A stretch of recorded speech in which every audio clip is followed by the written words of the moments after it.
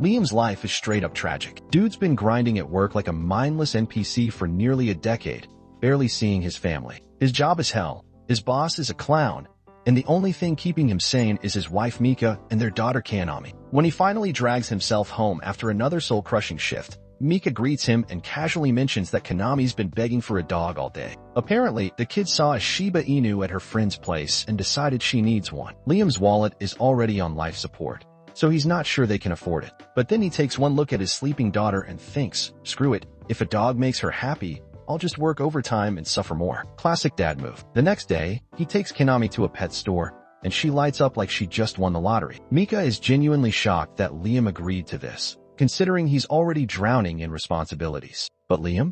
Nah, he doesn't care. As long as his wife and daughter are happy, he'll take whatever nonsense life throws at him. Except life isn't just throwing nonsense, it's about to dropkick him off a cliff. The next morning at work, Liam's boss starts screaming at him over a late report. Liam, being the responsible guy he is, tells him he actually sent it last Thursday, but guess what?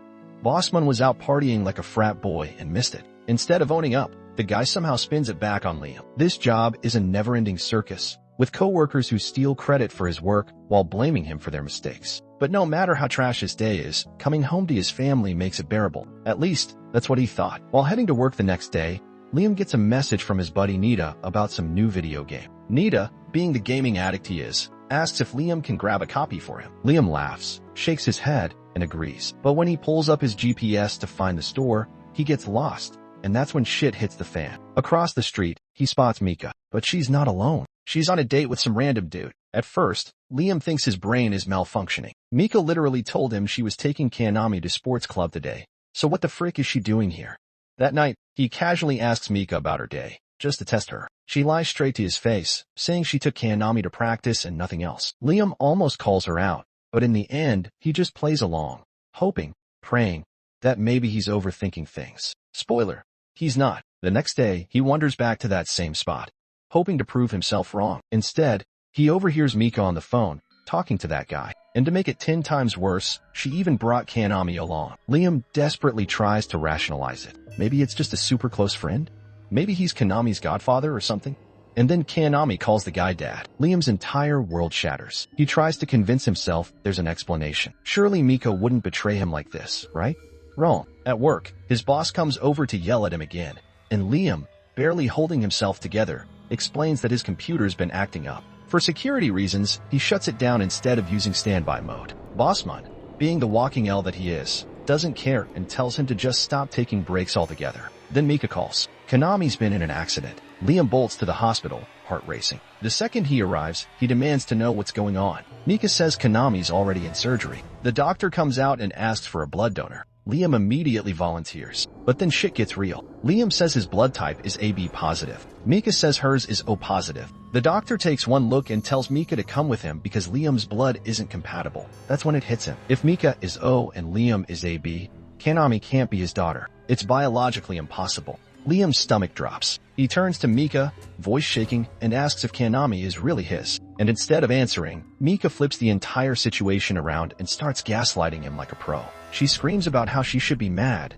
how he was never there for them, how his job is pointless, how she's basically raised Kanami alone, completely ignoring the fact that Kanami isn't even his child. Then she drops the final nuke. She's taking Kanami and leaving. Liam is in shock, but Mika doesn't care. She grabs Kanami and walks out. He tries to stop her, begs Kanami not to leave, tells her how much he loves her. But Kanami, with zero hesitation, says she prefers her other dad. Liam's heart just straight up disintegrates. The next day, he drags himself to work, still broken, only to get hit with the final boss battle. His boss accuses him of embezzlement. Some sketchy 50 million yen transaction is traced back to his computer. Liam swears he didn't do it, but the evidence is airtight. Boom, he's fired. As if that wasn't bad enough, Mika files for divorce and sues him for child support, for a kid that isn't even his. To avoid jail over the fraud charges, Liam is forced to take a soul-crushing job as a construction worker, barely making enough to survive. The only thing keeping him going is Nita's texts about their favorite show. He almost replies, but stops himself. He's too ashamed. And then, because life just keeps beating him while he's down, he starts coughing up blood. Dude can't even afford a doctor, so he just lies in bed, waiting for the end. But just as everything fades to black, a strange light appears. In it, he sees the truth. His own boss was the one who embezzled the money. And the icing on the shit cake?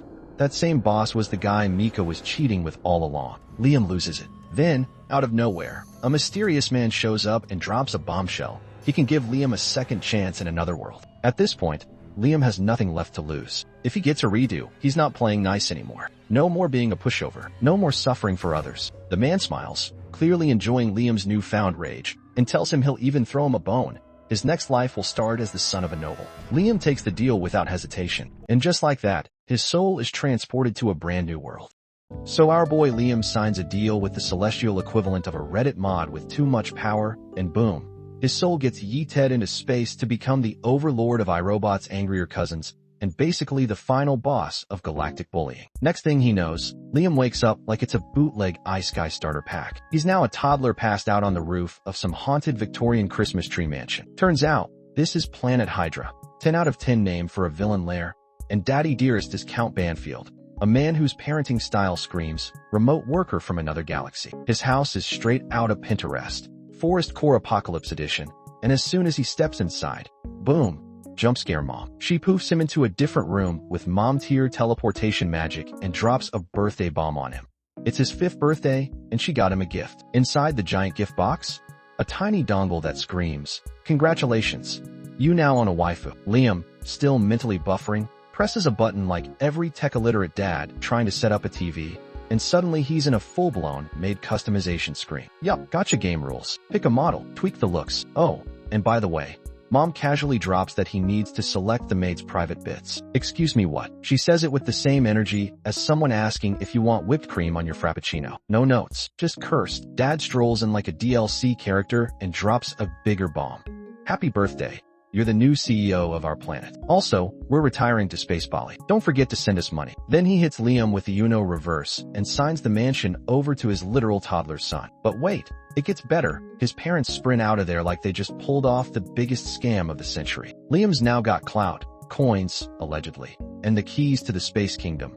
But deep down, he's just standing there like a confused sim, realizing he got played harder than a mobile game ad. Still, he's an adult inside a fun-sized body and doesn't need parental DLC. Meanwhile, the sky god who started all this is sitting in his divine Netflix lounge, sipping chaos-flavored boba and giggling like a villainous Twitch streamer. He reveals that Liam's first life got speedrun into misery because he sabotaged it for content. Yep, he gaslit Liam, manipulated his wife Mika, and ruined his job just for the LOLs. But wait, plot twist speedrun. With a single finger snap like some cosmic Thanos knockoff, the deity sends Liam's ex-boss to jail for fiscal clownery, making Mika lose her golden ATM. Karma's coming in hot and spicy, and the god is loving the drama. He survives off negative vibes like he's on a sole gluten-free misery diet. Right before piecing out of this dimension, a suspiciously divine cat sneaks through the portal like it's about to be important later. Spoiler.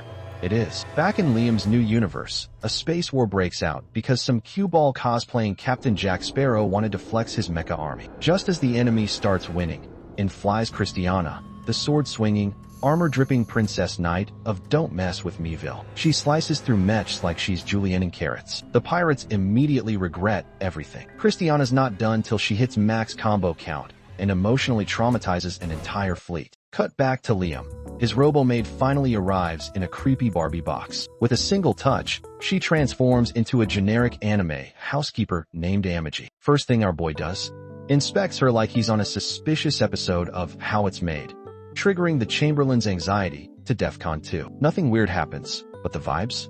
Immaculately concerning. That night, Liam runs a full maid test suite. Tea? Check. Massage? Check. Bubble bath? Sir, we are fine, but okay. The Chamberlain is now on full babysitter mode, watching Liam like he's gonna commit war crimes via spa day. Liam explains he's 36 mentally. Amagi corrects him.